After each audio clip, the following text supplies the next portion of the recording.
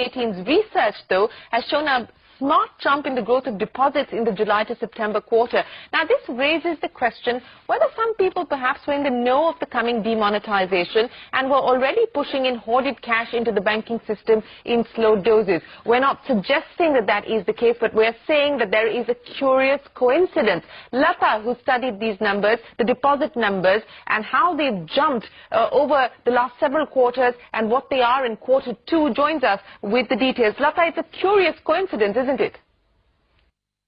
Yes, what we've noticed is that in the case of almost all the big banks that have announced numbers, there has been a very smart growth in deposits. Initially, it looked like the banks had done a good job of going out and getting low-cost deposits, but now the numbers are beginning to look fishy. Just look at State Bank of India's deposit numbers.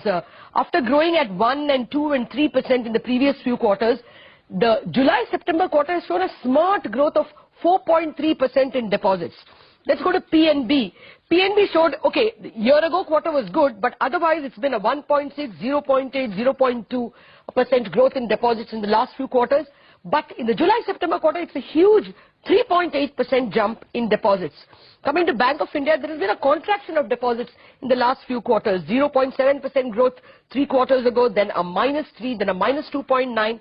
And this quarter, July-September, a huge 1.5% growth. Likewise, Union Bank, after seeing a contraction of deposits in the previous quarter of 1.2%, this quarter, July-September, is a huge 6.7% growth in deposits, a number which Union Bank has not shown in several quarters. I'm referring to quarter-on-quarter growth in deposits. And then finally, Bank of Baroda, again, contraction of deposits in the previous 3 quarters. And this quarter, it is a 1% growth in deposits. Well, this coincidence of deposits growing for all banks and the fact that we are staring at a demonetization of notes gives rise to a suspicion that were some people in the know and therefore they could push in their hoarded money into deposits through probably several small deposits and be ahead of the curve.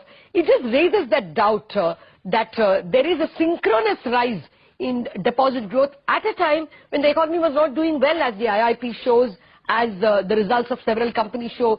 There is no upturn in the economy. Then why this sudden growth in deposits? Is it fishy? That's the question we're asking.